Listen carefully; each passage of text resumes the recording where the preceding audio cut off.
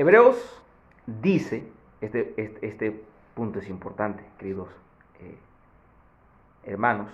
Hebreos dice que Jesús adoptó nuestra naturaleza humana para poder representarnos y morir por nosotros. Jesús tomó nuestra naturaleza para poder representarnos y morir por nosotros.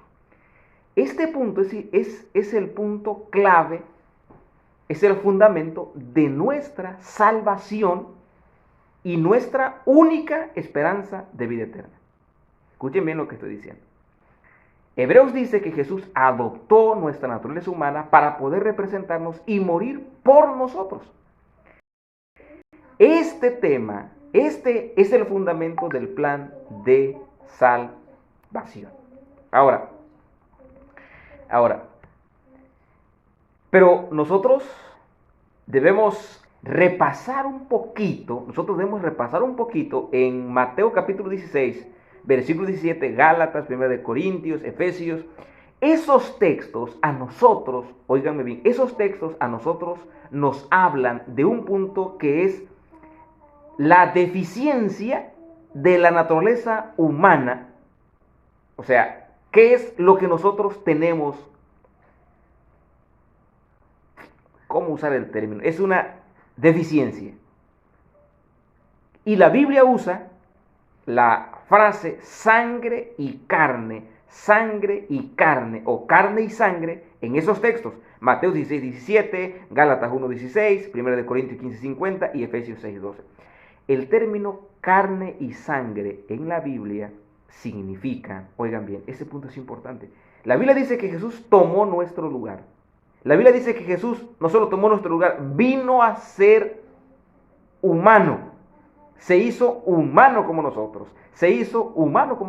La expresión carne y sangre enfatiza fragilidad humana, fragilidad, debilidad, también falta de entendimiento, también la subyugación a la muerte.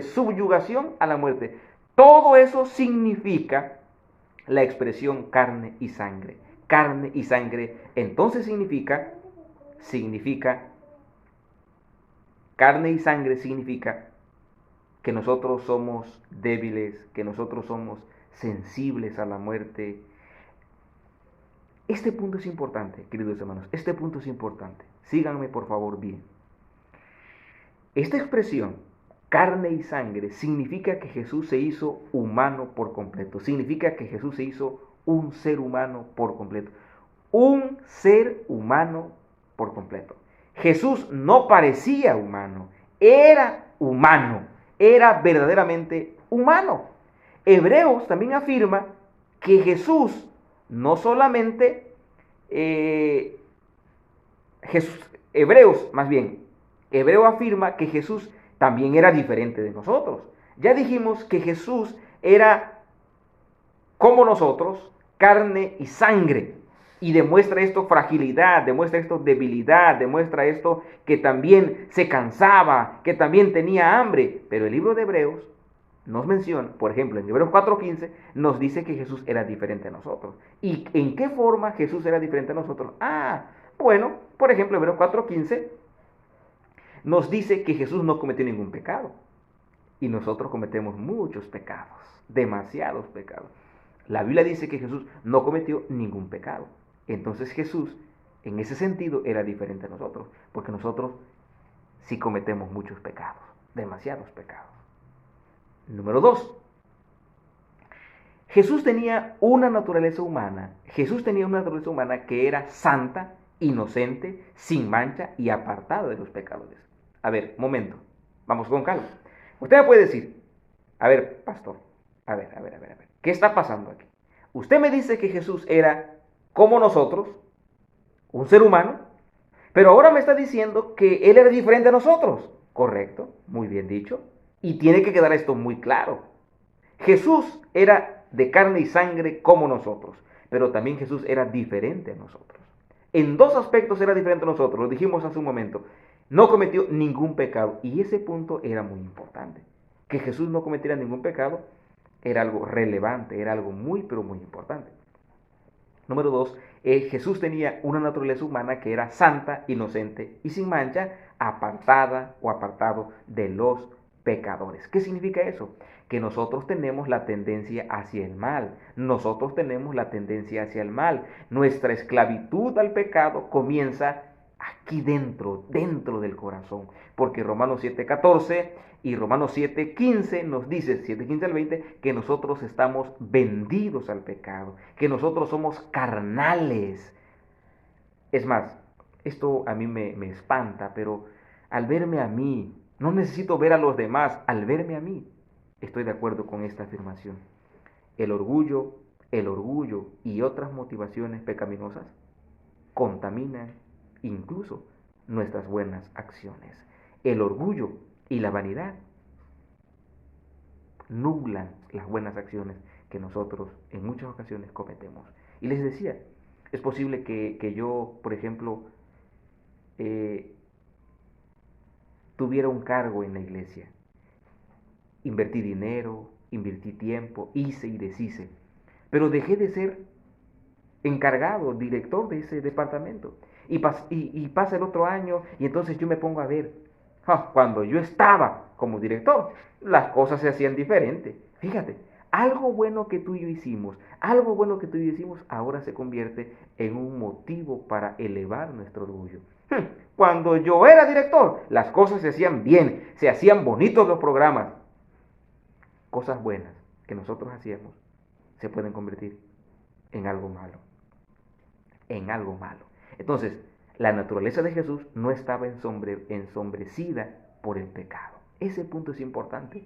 Óigame bien, óigame bien. La naturaleza de Jesús no estaba nublada por el pecado. ¿Qué significa esto? Significa que si Jesús hubiera sido carnal, vendido al pecado como nosotros, Jesús también hubiera necesitado de un Salvador. ¿Están escuchando, familia? Sí. Jesús tenía que ser diferente a nosotros, no cometer ningún pecado, ser apartado del mal, vivir una vida santa, sin cometer ningún error, porque si no Jesús también hubiera necesitado un Salvador. Ojo con este punto. Entonces no hay contradicción, ninguna contradicción. Jesús era de carne y sangre, de sangre y carne como nosotros, pero Él también fue diferente porque no cometió ningún pecado. No cometió ningún pecado, ningún pecado. Entonces, también Jesús tenía una naturaleza humana que era santa, que era sin pecado. ¿Y por qué Jesús fue de carne y sangre como nosotros, pero por qué tuvo una naturaleza diferente a nosotros? La razón es sencilla. Porque si Jesús hubiera pecado o tuviera la tendencia al pecado, entonces Jesús hubiera necesitado también un Salvador. De paso, Satanás decía que era imposible que alguien pudiera guardar la ley, que Adán y Eva no pudieron guardar la ley, pero Jesús vino para demostrarle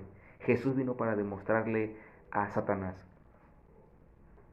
que sí se puede guardar la ley y que la ley no es dañina para nosotros, no es dañina para nosotros. Jesús vino como Salvador y se ofreció a sí mismo como sacrificio sin mancha a Dios en nuestro favor. Luego Jesús destruyó el poder del diablo al morir por nuestros pecados como la ofrenda inmaculada y así logró perdón y reconciliación. ¡Qué maravilla! Yo bendigo el nombre de Dios.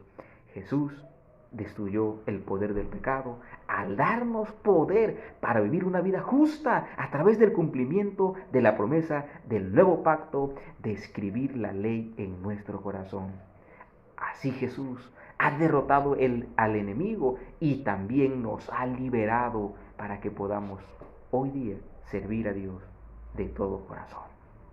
¿No les parecen buenas noticias? Satanás un día será destruido finalmente. Va a ser destruido por completo. Pero nosotros tenemos la promesa de la victoria en el nombre de Jesús. Y dice la pregunta final. Me llama mucho la atención. ¿Por qué muchos de nosotros todavía caemos a pesar de la victoria que Jesús ganó en nuestro favor? ¿Por qué nosotros seguimos haciendo las cosas mal? ¿Por qué? Y yo respondía, porque dejo de ver a Cristo Jesús. Dejo de ver a Cristo Jesús. Yo dejo de ver a Cristo Jesús. ¿Qué otra razón puede haber? ¿Qué otra razón puede existir? Yo dejo de ver a Cristo Jesús. Mis queridos hermanos, la solución está en Cristo Jesús. La solución está en Cristo Jesús. Jesús se hizo carne por amor a nosotros. Se hizo un ser humano como nosotros. Y sin embargo, Jehová nuestro Dios lo dio todo por ti y por mí. Lo hizo todo por ti y por mí. Hoy nosotros podemos aferrarnos de la victoria que Jesús nos da. Hoy podemos aferrarnos de la victoria que Jesús nos da. Jesús quiere y puede bendecirte. Jesús quiere y puede bendecirte. Quiere bendecir tu matrimonio, quiere bendecir tu noviazgo, quiere bendecir a tu familia. Porque Él logró la victoria sobre Satanás. Él logró la victoria sobre Satanás. Y hoy día nosotros somos libres para servir. Somos libres, podemos ser libres de los hábitos equivocados. Podemos ser libres de todo aquello que nos ha lastimado y que lastima a los demás. Que Dios te bendiga y te conceda su gracia maravillosa. Hasta pronto.